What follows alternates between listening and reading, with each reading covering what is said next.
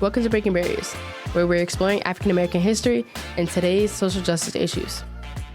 Change starts with awareness, so listen and learn. I'm your host, Stephanie, and let's get started. Hey, welcome back to Breaking Barriers. I'm Stephanie Cooper, your host. I'm so happy for you to be here. I missed y'all last week, but we are back and we're ready to get going.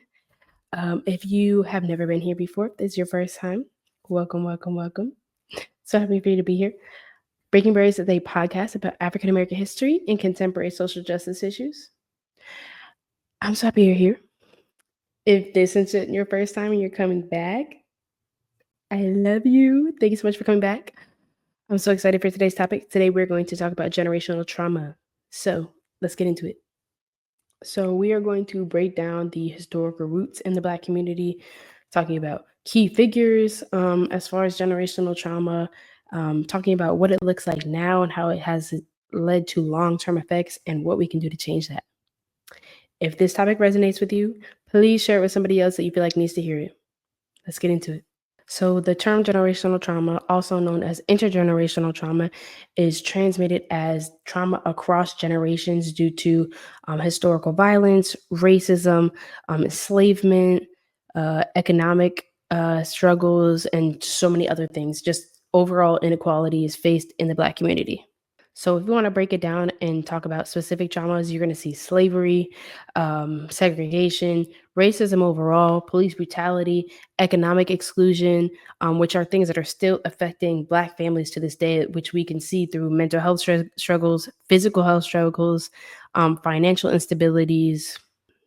Generational trauma is definitely one of those topics that people kind of touch and go. They're like, oh, well, I do this because generational trauma, or I'm stuck in this situation due to generational trauma. But no one breaks down why it's there and how to break it. The only way to stop generational trauma is to heal from it.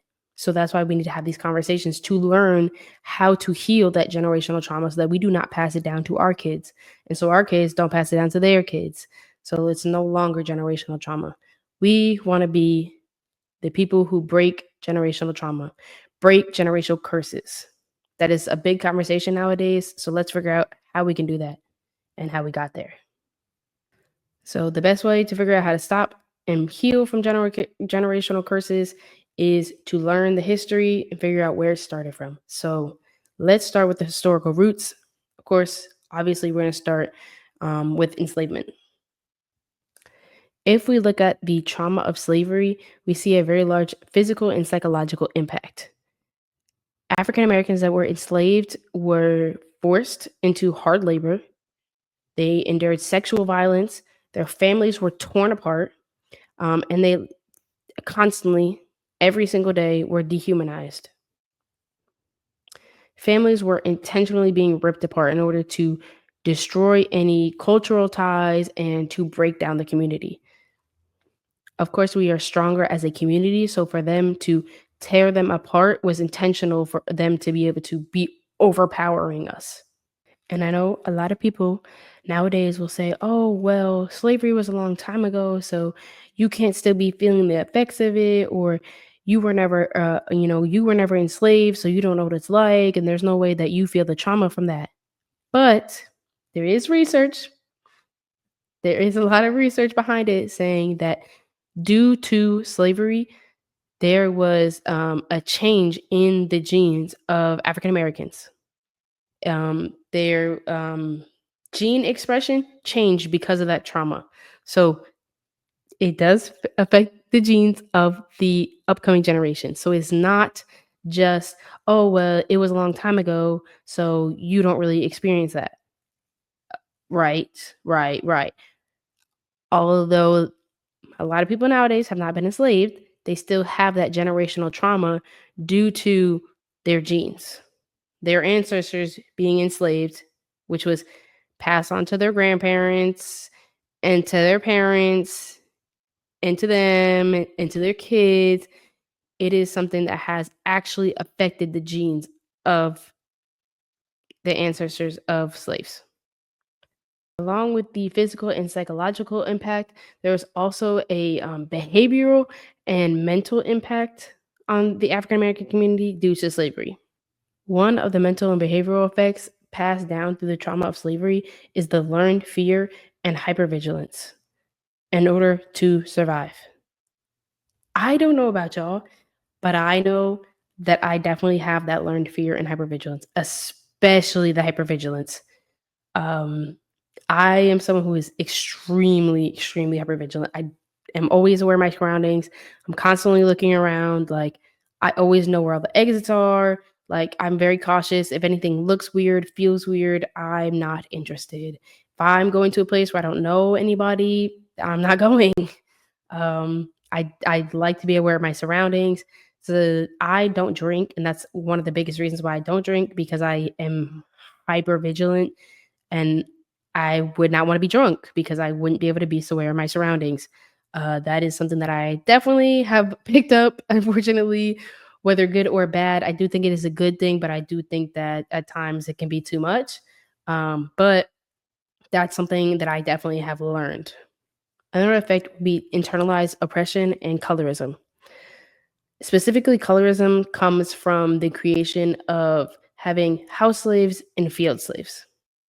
As we all know, majority of the time, anyone that was considered a house slave was someone of light skin or mixed complexion, where slave owners were unfortunately assaulting women and forcing them to have their children. And that is where we got house slaves. They were required to do a lot less work. They weren't required to be doing hard labor. They were doing things solely inside the house, cleaning, cooking, things of such.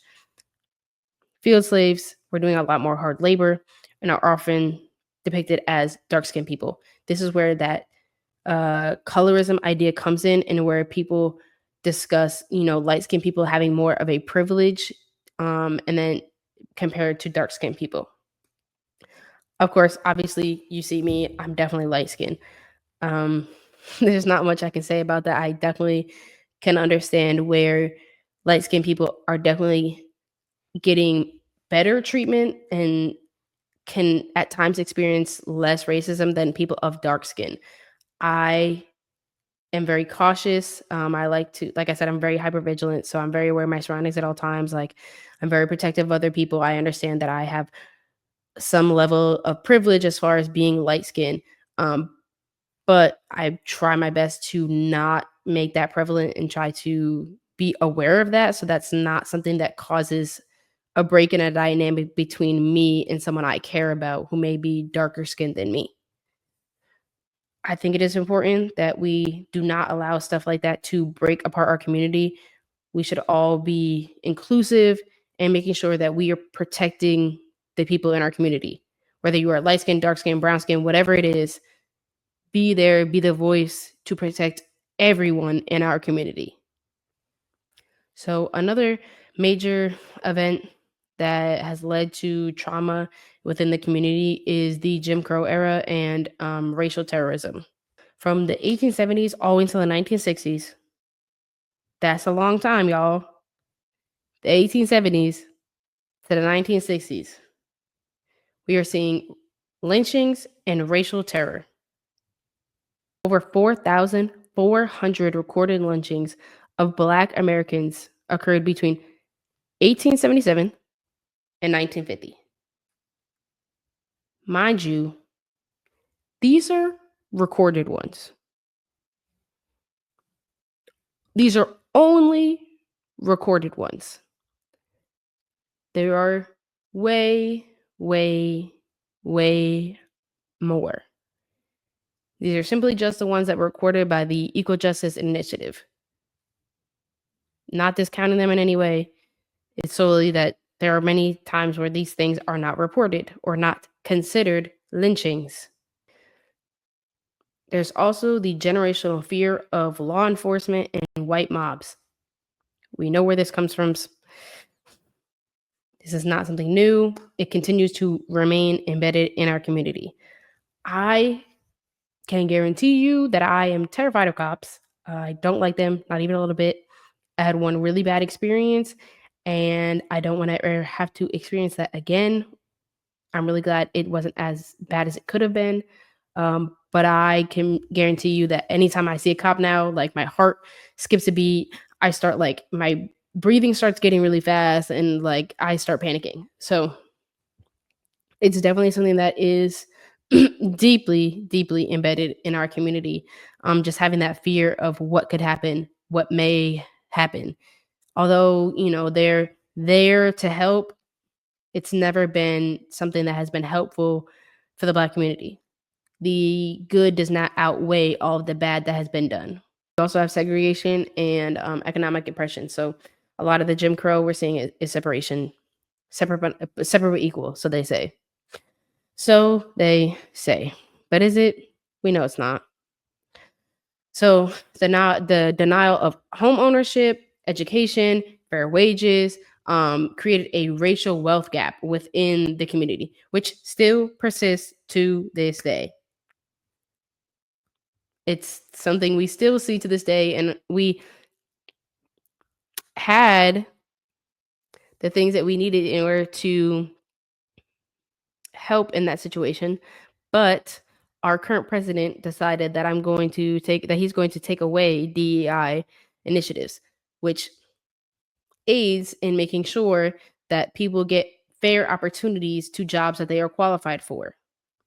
Taking that away is going to cause, again, a shift in the wage gap, which we have always seen and we will continue to see. So an example of this is the destruction of the Black Wall Street in 1921, which robbed generations of economic stability. Black Wall Street was comprised of Black-owned banks, businesses, um, anything that was creating wealth within the Black community was destroyed. It could have created generational money, generational wealth, but it being destroyed is now a contributing factor to generational curses and generational trauma. As we move through history, we're on the war on drugs and mass incarceration. If you have seen any of my other episodes, you have heard me talk about this before. And if you would like more information, you're always more than welcome to go look at my other videos. I have a video on Jim Crow, and I also have a video on mass incarceration and the war on drugs. If you're interested. Shameless plug. On drugs, we are seeing the crack epidemic and how it is affecting the Black family. So from 1980 to the 1990s, Black men were being arrested at a 6 times higher rate than white men, specifically for drug-related offenses. Although the drug use rate was very similar. The biggest difference that we see through the war on drugs was the crackdown specifically on crack.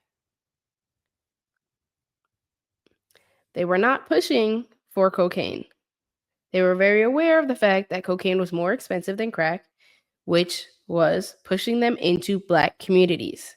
They were not looking for cocaine the way they were looking for crack because they knew that people who were doing cocaine were likely white. They were not looking to arrest white people. This was intentionally put into the Black community in order to break down Black families, in order to tear them apart. Like I said earlier, we are stronger as one. As one community tied together in a family, we are much stronger. When you rip that apart, it leads ripples through that whole family, leading to financial issues, possible homelessness, mental health issues now because the family is being torn apart. They knew what they were doing, and they did it intentionally because they wanted to create a rift in the Black community.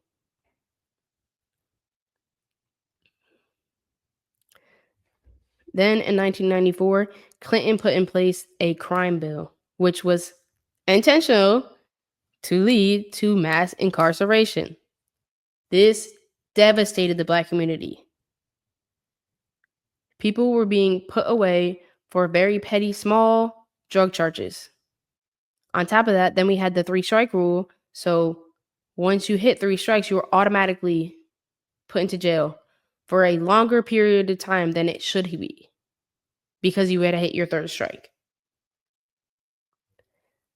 Again, all of these moves were intentional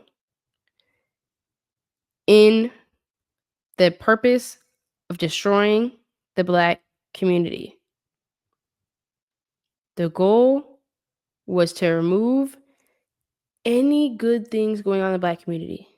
There's never a time where our government are looking to build up the Black community.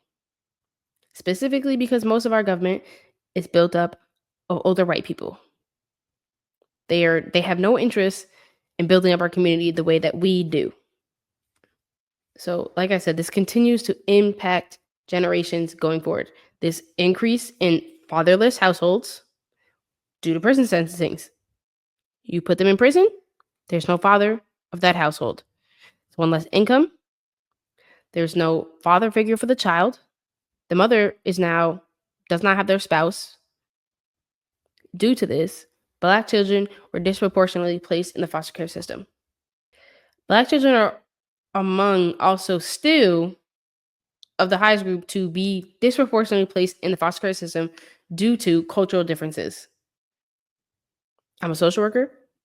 I've seen the child welfare system, the ins and outs, and a lot of the times it is because there is a cultural divide as far as how things should be done in the household, that people believe that Black people are doing something that they don't receive as fit. They don't believe that that's the right thing to do, so they remove the children. Is it necessary? No. If there are times where it is necessary, yes. But it is not happening at a higher rate than any other group. It is just the view of other people from different cultures seeing Black people do certain things that they don't like. That's simply all it is.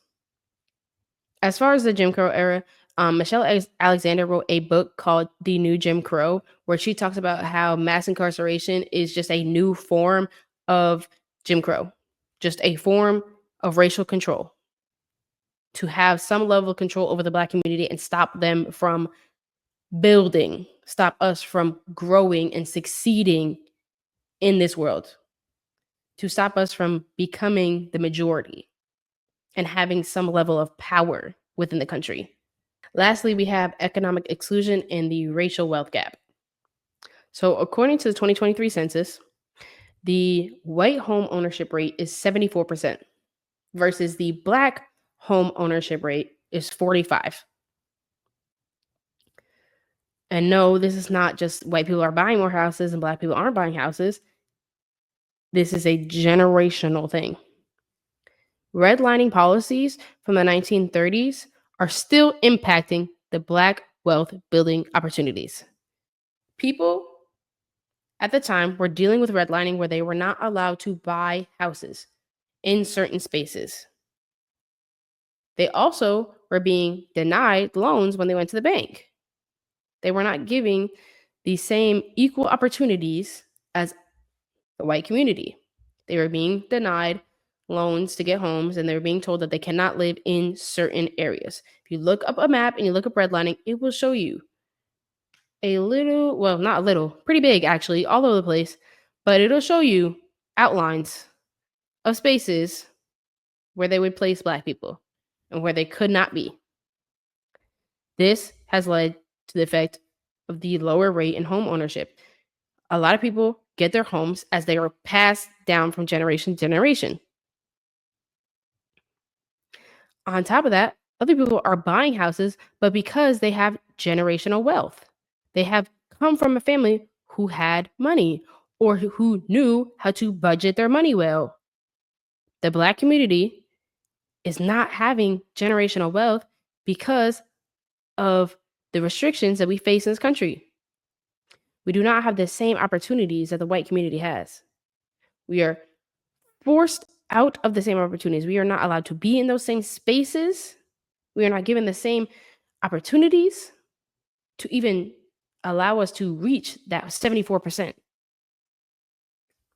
To further prove my point, Black workers earn 30% less than white workers on average, as far as of 2023.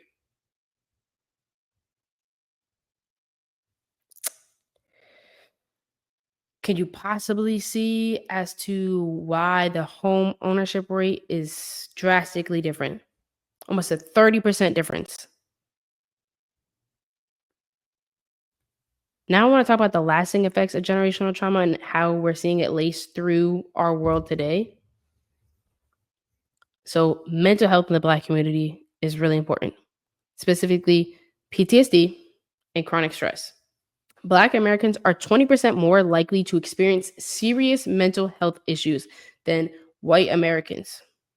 Due to all of the things that I previously stated before, all of those situations of trauma, our community constantly is faced with PTSD and chronic stress because of the wage gap, economic struggles, racism, the fear of being in our own communities.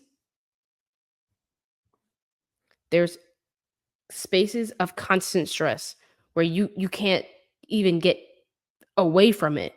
You go from one stressor to the next, whether it's work to home, home to work, dealing with family stress, personal stress, kids, taking care of somebody else, whatever it may be. It's stressor to stressor to stressor to stressor, which is causing chronic stress.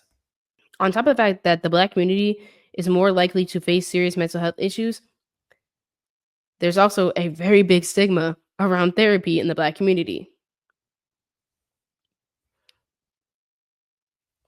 Many Black families view therapy as something for white people. There is this idea that if you go to therapy, then you're crazy. You must be crazy. There must be some of all these crazy things going on. That's not what therapy is. Therapy is for everybody, especially the Black community, because we choose to pretend like there isn't a problem or ignore it, which just exacerbates the issue and makes it worse. Understandably, I do get where there is an area of concern for the Black community as far as getting mental health help because of past medical abuse. We've seen in the Tuskegee experiment where men were being told that they were being treated, but they weren't being treated. They were the ones actually making them sick and making it worse and just testing them to see what will happen to the body as they are continuously exposed to this illness and not being taken care of. So there is a deep, deep mistrust in the healthcare system. And trust me, I'm with y'all. I am. I get it. I'm a hypochondriac. I really hate going to the doctors because I never, ever, ever, ever feel like they know what they're talking about. I never feel like they understand what I'm talking about. So I get it 100%. But as a social worker, I definitely understand the importance of therapy and getting help in spaces that we need. Even if it is something that is temporary, even if it's something that you're going through, you're grieving, you lost something, whatever it may be, even if it is temporary that you feel like you're going through something, talking to a professional is helpful. They know what they're talking about. They know what they're doing. They are there to help you. Another lasting effect is community and family dynamics. One of them being tough love.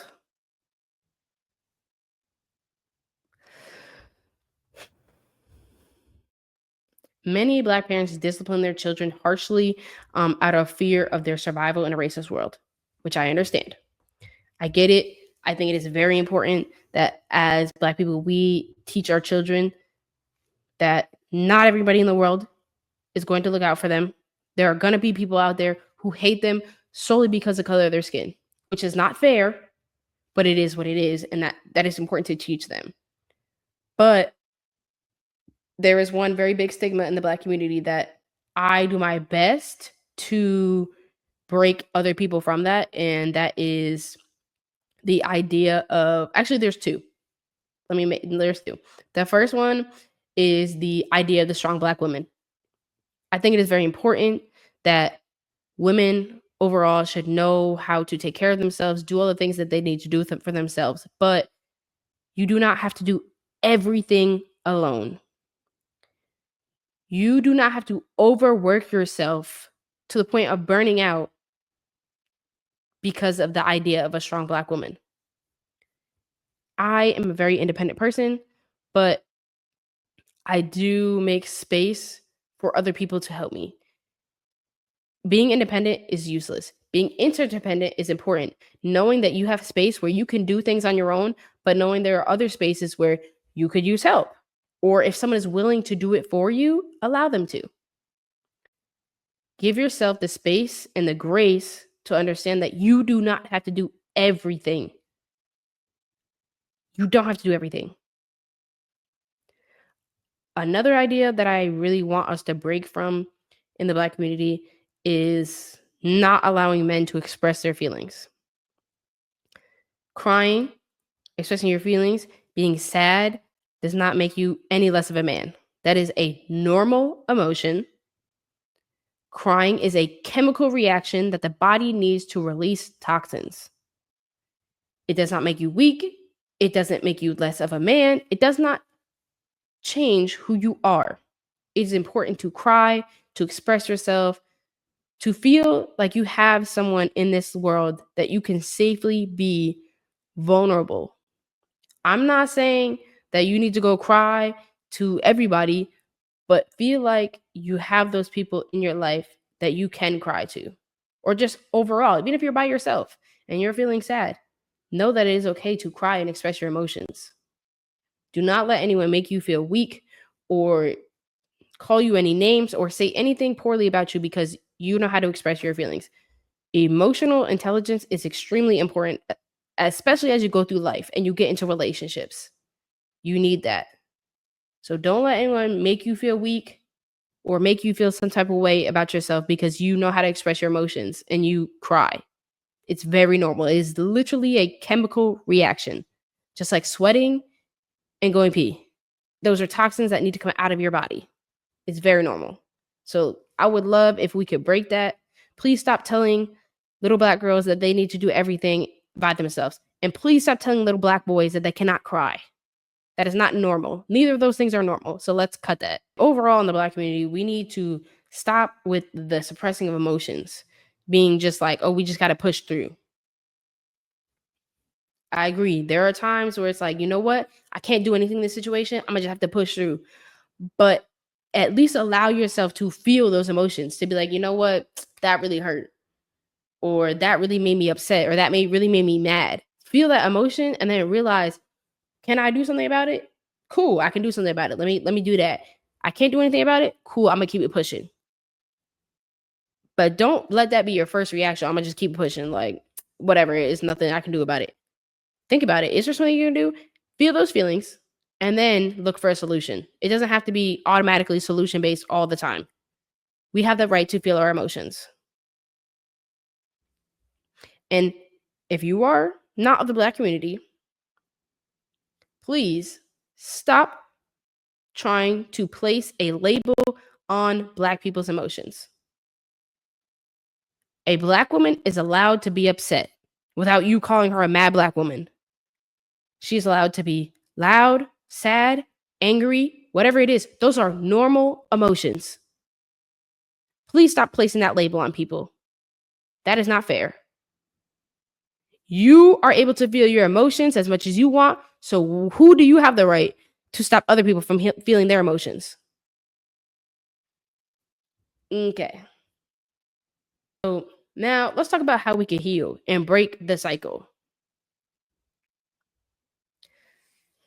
Like I said earlier, therapy, mental health resources, we need them. You cannot do everything by yourself. Like I said earlier, the power of therapy and mental health resources is essential. We cannot keep ignoring that and pretend like it don't exist or pretend like it's not for us. What I will say as far as finding those resources, I encourage you to find a culturally competent Black therapist. You can go on BetterHelp, Psychology Today. Those are two resources that I recommend that I have used before, where you can go in specifically and say, I want a female therapist. I want them to be Black. I want them to specialize in trauma, ADHD, depression, anxiety, whatever it is. Check all those boxes. Do you want it to be somebody who's a Christian? Go ahead, click that box. There are many options, but ensuring that it is someone who is culturally competent. Because I can understand not wanting to go to white therapists. I would not want to go to white therapists. No offense to white therapists. It's just you don't really understand what I could be going through. You cannot understand it from the Black perspective. I do believe that there are definitely culturally competent white therapists out there. Do not get me wrong. There are definitely people out there who are very aware and who make sure that they are educating themselves, but it is a lot easier to go to a Black therapist, especially if it's your first time going to therapy and you're feeling unsure. Find you a Black therapist, okay? Okay. There are also organizations like Therapy for Black Girls, Black Men Heal, and the Loveland Foundation. These are targeted specifically towards our community. You don't have to go searching, doing research to find someone that you feel like is going to be fair for you. They are right there. They're right there. Okay. I'm telling you them again. Therapy for Black Girls, Black Men Heal, and the Loveland Foundation. Okay. Look those up. Those gonna help you. Okay. Okay. Next, we have financial empowerment and wealth building. So, supporting Black owned businesses. I think I talk about this in every episode. I ain't gonna lie to you. Every episode. Black owned banks, Black owned businesses, whether it's local, a big one, whatever it is, support them. Just like if you were going out your way, you started your own business, you would want the people around you to support you. Support them. Support our community because we're then now filtering our money through our community. Everything that's going on right now with DEI, Target has lost $15 billion because we are not circulating our money through them anymore and they're losing money. And I hope and pray that all of that money is going to Black owned businesses.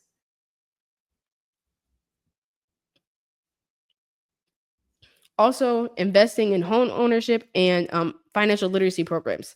So, yes, it is an investment, but it is going to help you in the long run because you're going to be able to learn how to better manage your money, budgeting your money, investing your money, the ins and outs of buying a home and owning a home, what you need to do before you get there, and just educating yourselves because there are people out there who are willing to teach you and who will do it the right way. And there are Black people who know how to do it, have done it, and are willing to teach you. So go invest in that. The next one is reconnecting to Black culture healing practices, which I think is something that we probably do all the time without even really thinking about it. So, like community healing through African spiritual music, storytelling, and meditation. Again, I think this is something that we frequently do. We just don't really think about it for what it is. We just kind of do it. Um, so I think that's important. Just maybe being more aware of it and intentionally incorporating it into your routine. Also, restorative justice practices for healing Black communities. Essentially, all restorative justice practices is holding individuals and companies accountable for the harm that they have done to the Black community. So when think of this like if you're seeing a situation of police brutality or just violence against someone in the Black community and either they or their family sues the police district or the city or the state, whatever it is, they are looking for restorative justice. They are seeking to heal something that was broken through that individual, that business, that company, whatever it is, looking to heal what was broken. Lastly, is going to be the role of activism and policy change. I talk about policy in every single episode, I promise. I can guarantee you I talk about it in every episode because it is that important. It is that important. So, fighting for criminal justice reform, which is our policing system, police brutality, and then also reparations. We all know we want our reparations, okay? But also Black health, like maternal health, mental health, whatever it is, policies. So creating a safer space in the healthcare system for the Black community so that they feel comfortable to go get mental health resources, to also go to the doctor if there is something wrong, if they need help, if they are sick, if they need some kind of help through the medical system, having that safe space for us. So creating change within the policies to understand that there needs to be people there who are culturally competent and keeping them accountable as far as being culturally competent. Also holding elected officials and policymakers accountable, making it aware that they need to stand on whatever they said they was going to do for the Black community. If you said you going to do your best to fix yada, yada, yada in the Black community, you going to do it. And we going to hold them accountable and make sure that they do it. Because we didn't elect you for you to go up there and lie and not do what you said you was going to do. Same for policymakers. Make sure they stand on what they said they was going to do. Go out there and speak on bills, speak on policies. Make sure that you are putting your input out there. Whether you need to write them a letter, you need to go down to your city hall and go speak on the board, whatever it may be, go do it. Hold them accountable and be like, oh, remember when you said this? Have it written down. Show them. You remember when you said this? Oh, okay, where's that?